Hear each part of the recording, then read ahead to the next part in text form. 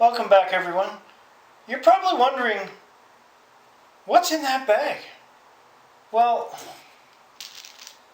it's not Crown Royal, because if it was, I probably would have drank it by now. This installment of the basics is going to focus on dragon dice, more specifically the many-sided dice that you usually see in Dungeons and Dragons, and I'm going to tell you why they are extremely useful in the world of customizable card games. So pay attention. Believe it or not, multi-sided dice are not just for Dungeons and Dragons. As you've seen in my previous videos, I am big on the CCGs, and especially with Magic. You don't really see this in the science fiction CCGs like Star Trek or Star Wars or even well, you can use dice in X-Files, but it's better to use a token system with coins. But anyways, when I play Magic the Gathering, I make sure to always have 2 or 3 sets of dice on me.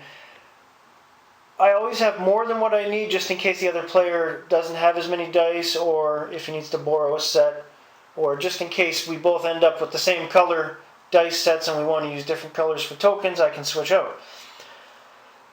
You wouldn't think of dice right away as something you want to use for counters. It kind of morphed over the years after Magic came out, because a lot of people were using pennies and dimes and weird things like that. Some people actually use subway tokens from the TTC as counters. That was interesting. It's a lot easier to use a multi-sided die. For example, in my castle set, especially when I'm doing high counters playing Magic, I always use a 12-sided die, a standard 6, and almost certainly I use an 8. And if you ask any of my opponents, they'll tell you I'm quite fond of the 8-sided die for counters. I have many styles and sets of dice. I've got my green and yellow, my see-through blue, obviously the red, my larger castle set, my blood-spattered set, which are newer, but they're freaking cool. I've got a lot of mismatched dice as well, and some other ones that are still in the bag. And I actually have a glow-in-the-dark set on order, because you can never have too many dice. And if you go on eBay, you can get these dice for literally $1 or $2 with free shipping, as long as you don't care where they came from. The exception being the castle set I bought for $12 for the set from a local store, because they were cool. Same with those. But for all intents and purposes, eBay is a good place to go for dice, and never count out dice. Especially if you're playing Magic the Gathering or any CCG that needs a token or a counter, please use the dice. It makes life so much easier instead of having to rummage for spare change or tokens or weird shit. Like, even nowadays, the options for dice sets are insane. There are at least 3 stores in the town that I live that have amazing dice sets. 4 if you count that other store that I'm just beginning to explore, and I've never really bought dice off them. But anyways, I'm getting off topic. You can never have too many dice, I've already mentioned that.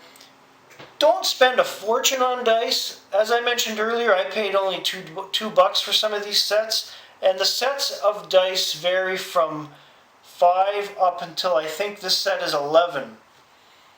And you're looking at a price structure anywhere from $2 to $3 starting on eBay. You go to a local store, you're working way up to about $10, $12, $15 if you want a nice set.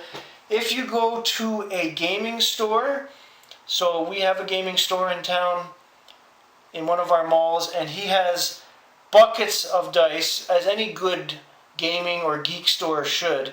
Buckets of mismatched dice that cost you $1 or less per die, and you can make up your own funky set. I actually have 2 mismatched sets in here that I use, so the sky's the limit. And for CCGs, dice are perfect. I can't stress that enough. If you don't have a set of dice, what are you waiting for? Get some. This is probably the most least expensive part of gaming you can get yourself into. Thanks for tuning in. I'll have more for you on something else in another episode. Have a good one.